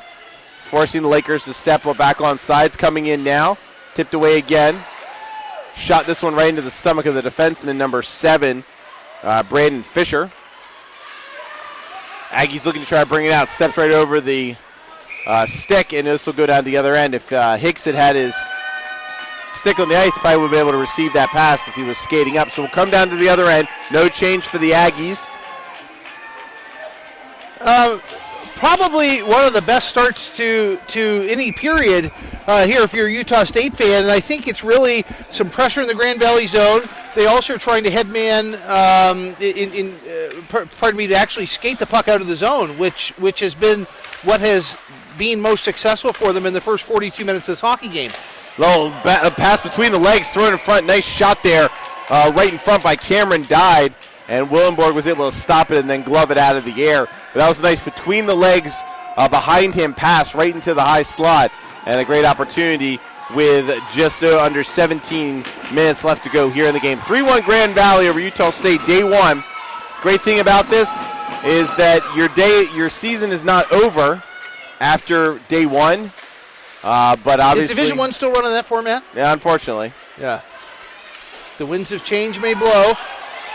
Puck comes all the way down into the Grand Valley zone, but quickly back out again. Brought in by Ian Hamilton. He's got a little bit of room. Tries to go through. Nice sliding defenseman. Keeps it from being able to hit the 2-on-1 going the other way. Clears it out. Higgs has it. Defends his body. And now it'll just be slowly thrown in by Hamilton. Yeah, I really have seen the most success by Utah State when they skate the puck up and at least try to get the red line and dump it in. At least if they can get the blue line and make a pass to get the puck dumped in, they seem to have done. They seem to have done the best with that. As we're looking down in front of us, we see some players from Penn State and NYU coming in. Are they the next game on this rink? Or? No, they're just playing later. But they're in this pool. Yeah, next game in this pool. They will each play these teams tomorrow. It will be Grand Valley against Penn State and at Utah State against NYU. In some ways, I'm surprised that they were not here earlier, but that's neither here nor there. Knowing how long it takes to check in players, maybe they were here earlier. Puck thrown in front. Easy. Willenborg. Hey, I've had to do it. I know how long it takes. Yes. The goalie stick around and actually impeding the play. Fantastic defense there. Yep, as actually down goes the Utah State player as he steps on the goalie stick of Willenborg. Brought out now to the zone, coming in the Lakers with some speed. Dyed shot, he scores! As he just snapshot glove. I'm wondering if Willenborg wasn't able to kind of get himself reset after getting his stick back and kind of getting his angles down, as that was just a snapshot low glove side, and he was able to find the back of the net. It is 4-1 Grand Valley. And you know, I also wonder the same thing as you. The stick was kind of caught up in the feet of the defenseman there, who was trying to feed it actually may have been the forward, Cutshall, who was trying to get the stick over to the goaltender Willenborg, and as he skated off, he kind of drug it away from the goaltender, and he had to skate about an extra 3 feet out to pick it up, and then get back across for a shot coming in from the far point, and that is when they were able to squeak one by him. Even though it's 4-1, he's been very solid now, having faced 46 shots. This shot sails wide of Willenborg, goes into the corner, cycled around. Trying to disrupt it is number 29, Chris Vedito for Utah State. Now brought back up by Cutshall, trying to get it out to his winger. Good secondary pressure being applied here by the Lakers all day to kind of catch that, let them make that first pass and then jump on the receiver no matter where he's at. Now back behind the net once again, thrown in front, net's off. And the ref is going to blow it dead with 14:36 left to go. And, you know, for Grand Valley, they just got to do the same thing. And I think for Utah State, this game, I think is really out of reach. It's been out of reach since sometime in the second period when they weren't able to score when it was 3-1. But, you know, really, if you start taking penalties now, the floodgates are going to open. And I think that you will see, as this game, you know, moves on, that the goals will match the shots more. And, you know, you in no way want to take away from the hard work that you've seen from your goaltender. And that's really why there's such a discrepancy between shots and goals, is really the the goaltender for Utah State that has just really stood in his head so far. So with 14:36 left to go, a 2-minute roughing minor on Utah State will put Grand Valley on their third power play. They are 1 for 2 on the day. Already leading 4-1. Back up to the point. Brought there by Burnett. Tries to get it in. Claggett throws it toward the net. Doesn't make it through. Now back. Oh, look for the one-timer. Now he waits, throws it back up to the middle. Still trying to get Burnett the one-timer. Finkhouse will switch it around. Held on to there by Merritt. And again, like we saw in the first period, Utah State employing a passive box. They seem to do better in the second period with the active box, but now they've gone to a passive box. And that may not be by design. It may be just due to sheer energy level. But you know, either way, that's where we are. So 30 seconds gone in the power play. Face-off will be blocker side of Willenborg. Seems like the pucks aren't very frozen, Rasty. As here's a try for the one-timer. As a lot of the drops have bounced. You've seen a lot of times the face-off man trying to whack it out of the air.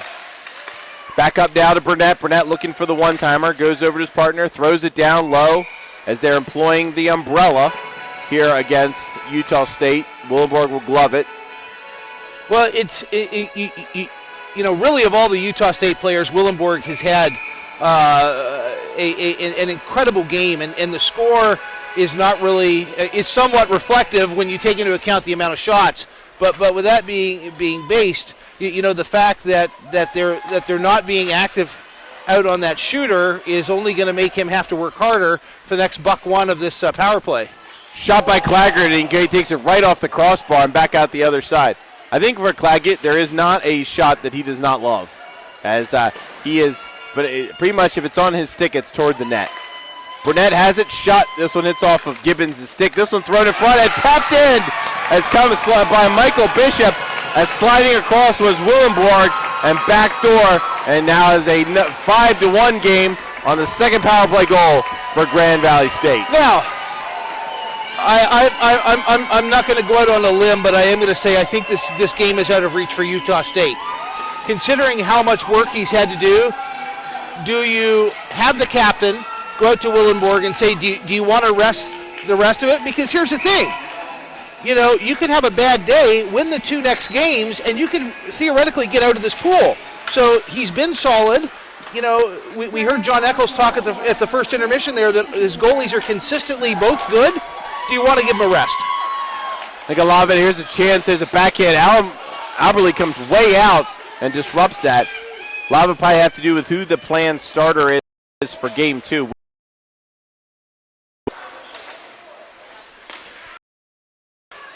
Puck kicks off. This of number 25 goes back a little bit tighter. As we talk about Rasty and pool play, there's going to be at least one pool we know that will come down to tiebreakers. It's very rare that we see all 4 pools just kind of cleanly decided by either a team going 3-0 or a head-to-head matchup. So you want to watch out for those goals against and the goal differential. So you got to keep playing if you're Utah State. Try to get that goal differential a little bit closer. Cutshaw watches it sail by him as going in there is Cooper Lynn. Shot. Redirected into the corner now. Good play there by Carey. Utah State looking to try to clear the zone. They do. Vedito loses the puck as it goes D to D now to the Grand Valley. Stepping over, and that will be offsides as they ruled that Vedito was not able to clear the zone before he went after that puck. So we'll come out just outside of the Grand Valley zone with 11:55 left to go here in the third period. And for Grand Valley, goals are one of the things that are potential tiebreakers, and so they have got to roll on and just keep doing what they're doing. And I really think for Grand Valley, I think they've played a fantastic game. There's not really much in terms of tweaking that I would have seen. Maybe the intensity and attention to detail that we saw during the first period has not been as strong. But when you've got 55 shots in 50 minutes of hockey, it's really hard to be critical of them. For Utah State, I think they need to really not focus on a majority of this hockey game, but they need to look at the few things that they did that really provided them, like the most offensive success. And those are things like dumping the puck in and just getting shots, and also skating the puck out of their own zone. I think you see a lot of times there's hesitancy on their part to start skating the puck after that first pass is made. They just stand still, and they got to have active legs. And definitely on the penalty kill, they got to employ the active box, which really, we have seen the most successful here. And that Pam spray on those hockey sticks is starting to pay off, boy. Have you noticed that, David? Yeah. Lim will chase it down. He'll be met there by Strain. Bringing it out are the Lakers once again. They've got a 3-on-3. Going back the other way, gain the zone. Shot. This was going to be sticked away by Willenborg, held into the zone by Strain. Now it'll just be tossed down in, thrown in front. Chance there for Schultz, but he got it in his skates. And Willenborg will just drop his stick and grab it with his free hand as he'll stop play with 10:34 left to go here in the third period. He said enough of that. Do we have any score from the other side or no? Well, we're at the second intermission. I believe it's still 1-1, Utah and Miami. That's kind of the closest game. Okay. Other games going on. We're coming into the third period. William Patterson was up 5-1 on Lindenwood. Okay. And is that Lindenwood Beeville or Lindenwood? St. Charles is actually their official name, but yes. Okay. Like Lindenwood Belleville and then Lindenwood St. Charles, but okay. No, the Lindenwood St. Charles, not the Belleville. Is Lindenwood St. Charles number 1 seed? No. No, okay. No, it's the Lindenwood we're used to seeing. St. Charles or Belleville? The St. Charles. Okay. Belleville, this is their first year ever being at Nationals. So, and they are probably the odds-on favorite to win the Nationals. And they're number 1, right? Yes. Okay. Yeah, in their pool, yes. So it's the first time at Nationals and they're the favorite? Yes. They've only lost 4 games on the season. One of their 4 losses was to this Grand Valley State team. And you can kind of see why. I mean, not in any way to discount their efforts, but Grand Valley's got a solid team. USU able to clear the pressure for a little while, but it's redumped back in as we go under 10 minutes here in the third period. This one's going to come down. Won't have enough juice for icing, so we'll just clear the play as teams are changing up. Coming up now, trying to keep it in deep is Utah State, but they're unable to hold the zone. Bringing it across now is Little. Throws up to Merritt. Merritt shot, doesn't get all of it. Puck's now wide open in the blue ice and covered by Willenborg as now we approach the 60th shot. 59-20 currently as we should get our final media timeout of the game, and we do indeed get it. You are watching the ACHA Division II National Championships live from Iceline in Westchester, PA. We'd like to thank our third period sponsors, Pro Stock Hockey, Bauer, USA Hockey, and Barron Championship Rings, the official provider of championship rings for the ACHA. We'd also like to thank Westchester Visitor Bureau, the Iceline Quad Rings, App Hammer, and our broadcast partner, the University of Utah Hockey. Rasty, 9:06 left to go here in the third period. 5-1 Grand Valley State. Well on their way to getting the first 2 points and at least temporarily being alone at the top of Pool A. Yeah, and really, it's always fantastic to be right, but I think that 10 minutes in the second period when it was 3-1 was really Grand Valley's opportunity. And, those 3 things that we talked about there in the second period, which was not take another penalty, score a goal, and to get out of that period without Grand Valley scoring a goal. They did 2 of those. They did 2 of those 3 things, but an important one was scoring a goal. So I think it's going to be hard here, and I can't think back to many opportunities when I saw a game being 1-1-0. It's rare. So, with coming in and only scoring 1 goal, that's been hard. One thing we talked about early on as well is actually manufacturing goals, not getting them off transition, but getting the puck in deep. As a shot right out the faceoff is tipped in, Willenborg's able to glove it down and then cover it up. And he seems very happy now getting out off of that blue ice and just covering the puck up. We saw him just a couple minutes ago drop the goalie stick and actually grab it with the fingers in his blocker hand, and he is doing whatever it takes. And I think he would love to get out of this. He'd love to get out of this period. Just an game at 5-1. Update on the score. Oh, thank you. It is now 7-1 FGCU over Keene State. So they are well on their way to grabbing a big win for them. They are the 2 seed in Pool C. So for FGCU, is this Keene's first year here? I believe so. If it certainly since we've been here, for the last 11 years, Keene has not been. And that's been a while, David. It has been. Little has it, plays it around to his D partner. Met there. Trying to dig it out is Utah State. Now McJimsey has it. Is this number 12 for you? Huh? All the way down to the other end. Whoop, falling down a little bit is Trimboli, but they're still going to give him the icing call. Give him the icing with the intentional fall. 8:19 left to go in this third period. If you're joining me, my name is Rusty McGibbon. Alongside of me, David Kurtz. We're bringing you the first game in this Division II National Championship. Looks like they are going to be, maybe they're taking time out there, maybe called by Grand Valley. 5-1 in favor of Grand Valley. They have really been all over Utah State from the drop of the puck almost 52 minutes ago.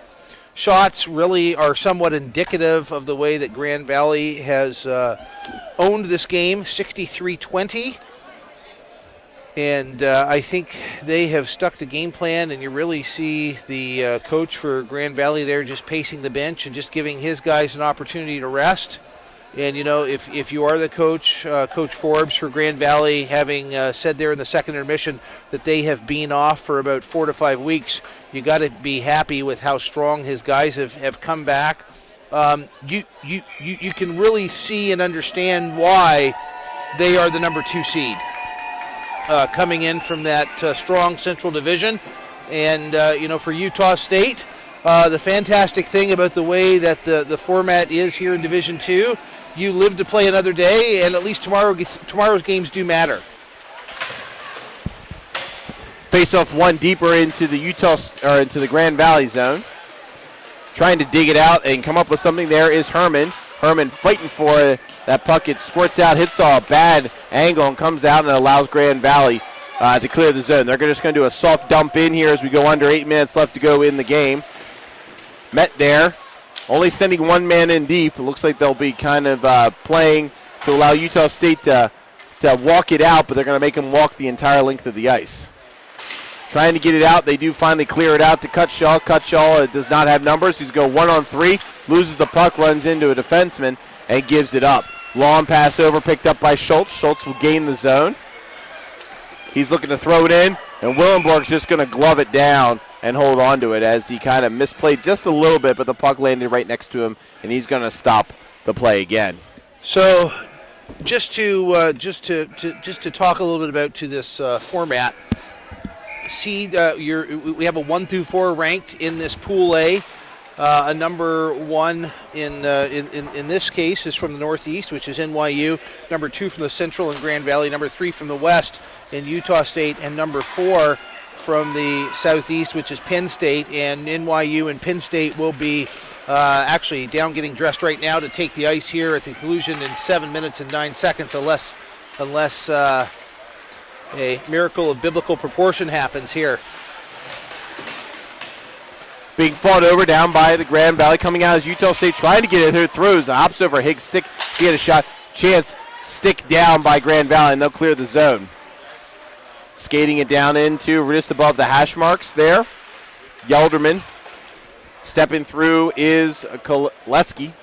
Up now to Strain. Trying to step through for a chance there for a possible 2-on-1 was Utah State, but a good way for Strain to keep it in. Now back up to Higgs. Higgs is able to get it out. Strain steps in, tries to dump it in deep. Now being fought over just inside the blue line. Ref says play on.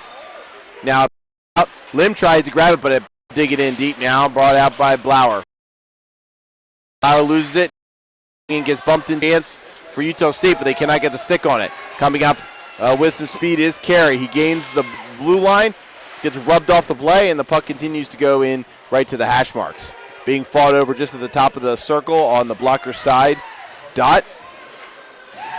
Neither team able to get a hold of it. Still in the skates. Now it finally goes below the goal line, held on to there by Merritt. Merritt gets tripped up. Ref says play on.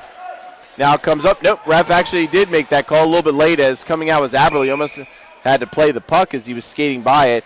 And it'll be icing. But there should be a tripping call coming up here on Higgs. So he will go sit for 2 minutes. Or less.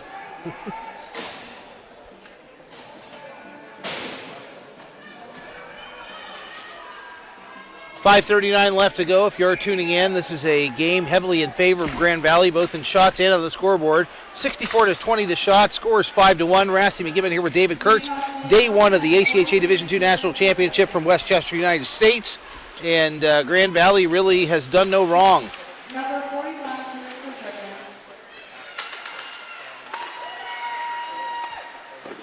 Shot comes in right on there. Willenberg stepping up and stopping them from being able to get any more rebounds there.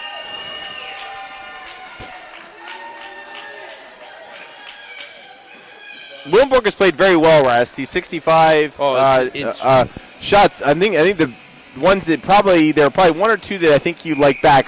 Mostly, I can think of the one where it was with the stick. The stick, and the one that was glove side low shot from the point. I think that if he were to say which goals would I like back, those are the two, and that would have made it 3-1. The rest of them were just great opportunities where you see. Well, and special them. teams, right? I mean, Yeah. it's hard. I mean, he and you know, a lot of except for those two times. As a shot now ricochets off of Willenberg and finds the back of the net, and it is now 6-1 Grand Valley.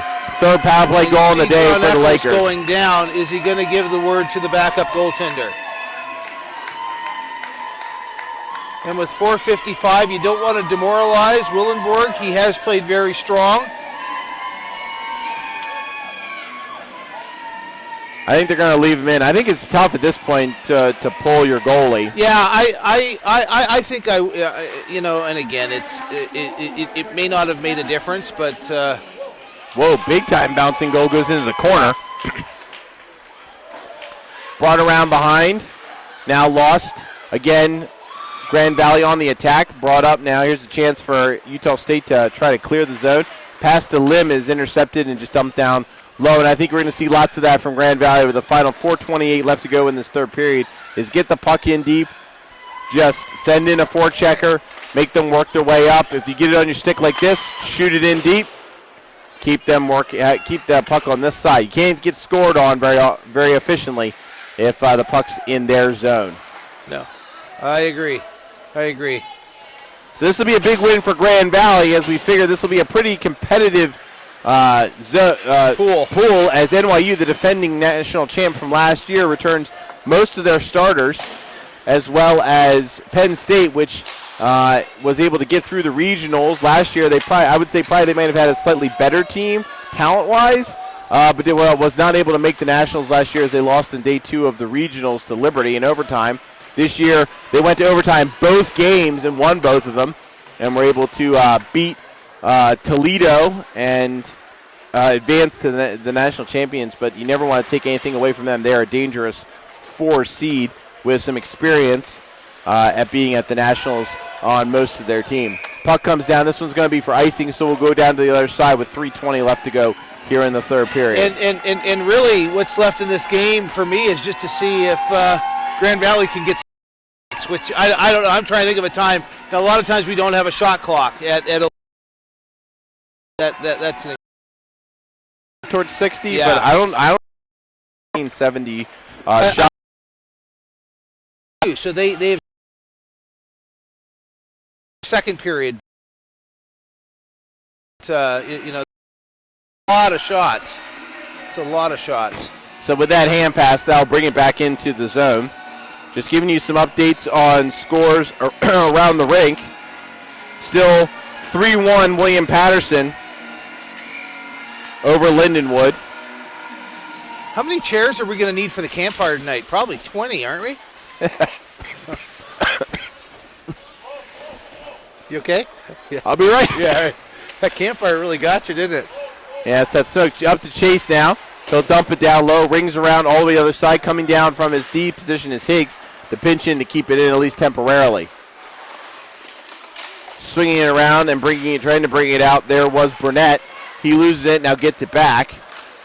He'll just play it high off in the air, and it comes all the way down Willenberg, and he's just going to hold it up as Merritt was coming in. 2:36 left to go here in the third period. 6-1 Grand Valley in Pool A play. And now they are just cruising.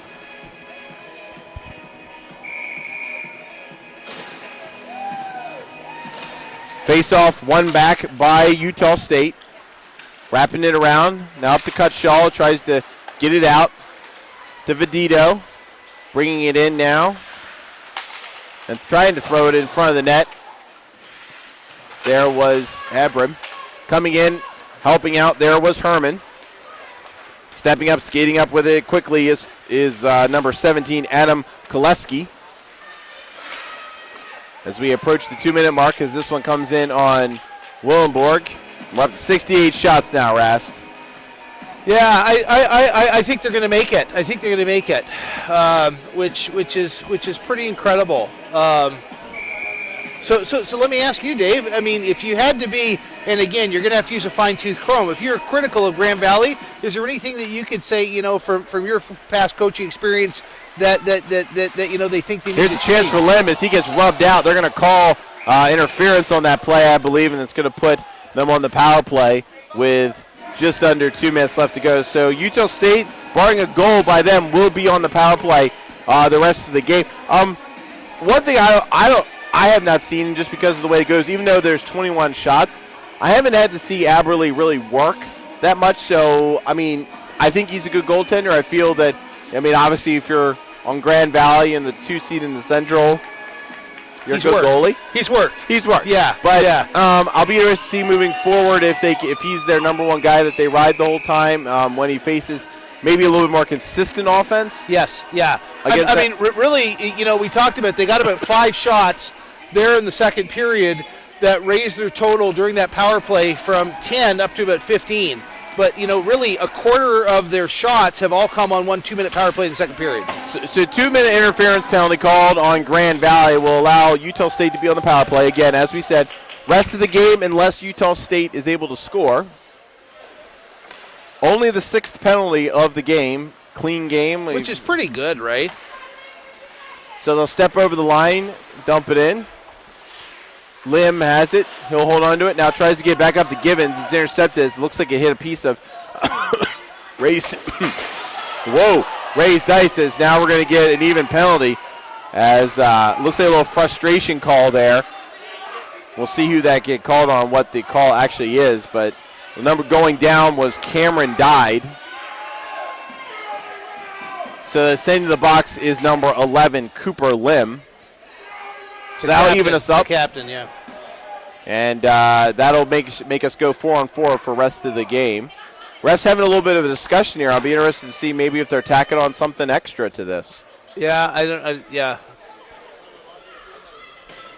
It was right by the boards, which is always a dangerous place. Yeah, so I think they're giving at least a misconduct penalty. So Lim, looks like they're throwing Lim out of the game, so we'll have to see what the official call is going to be. And you know what's a shame is it's been such a clean game. It has been such a clean game. You hate to see it get to that. And so I'm gonna not for a bad play on words. I'm gonna go out on a limb and say that this probably is not a game misconduct, but maybe a misconduct. 10 minute. Yeah. A 10-minute just saying. Yeah, 2 and a 10. Done just for the be day. like, calm down and hey, you know what? There's nothing like being the guy to get the hot water. Yeah. Especially here in West Chester. I always find it interesting there's no North Chester or East Chester or South Chester. Just West. Well, in Jersey they have the Oranges. Have you ever heard of the Oranges in Jersey? Mm-hmm. Yeah. All right, so we'll get a face-off down here by Willenborg. So we'll go 4-on-4 here for the rest of the game unless we have another call. Shot. Willenborg will just glove it as it goes right into his chest. Yeah, so all they announced was 2 minutes for boarding. So they probably, since the game is the way that it is, they probably just let him go. I don't know. We will have to see. And they have someone else serving. Face off one back. Trying to wrap it around the boards. There was Chase. I actually just noticed they have the Grand Valley goalie sitting in the penalty box because there's no room. There's no room in the end. Now they're going to step over now, brought in by Cutshaw. He gets it taken off his stick. Now thrown down. Chase tries to hold it in. Puck bounces over his stick. Thrown now over to Higgs. Now back. And the thing Chase. I would say is skate. See, look, skate. He has plenty of room to work with here. Yeah, it's a hard one. It's a hard one. And you know, the great thing about these things being on YouTube, the guys can go back and watch it, and you know, please know that my criticism is meant in the best way, and I have no dog in the fight. So here's where we are. I am going to slip down. Okay, David? Yeah, and get an interview with one of the players of the game.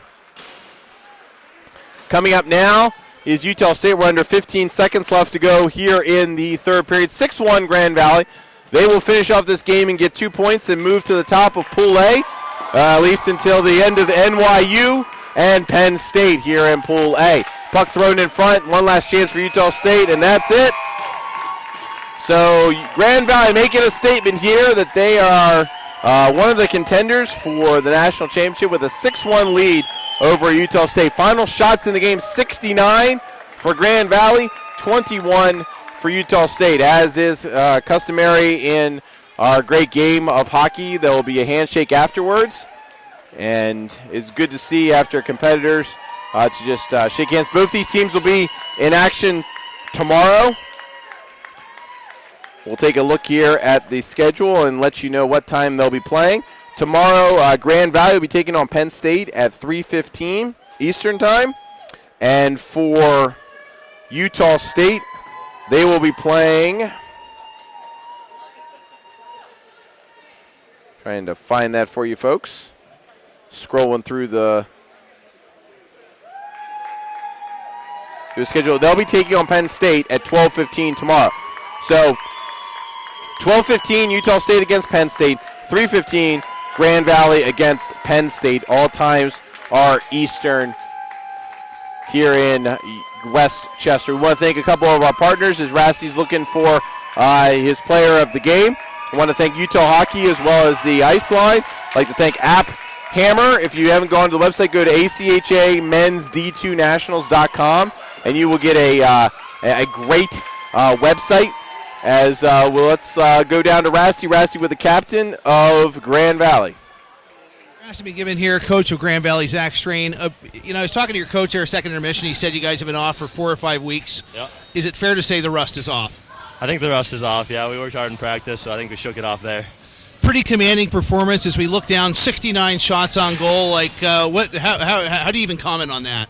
Yeah, that's just what we do. We get to the net fast and don't try to be too pretty.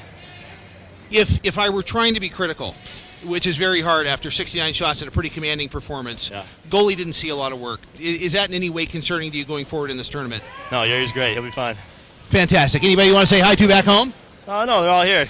Fantastic. Thanks so much for this, and good luck in the next two. Yeah, you too. David, now back up to you. Thank you very much, Rasty. Just want to give you kind of a correction. The Grand Valley will be taking on Penn State at 3:15, and Utah State will be taking on NYU at 12:15. So just correcting that for you.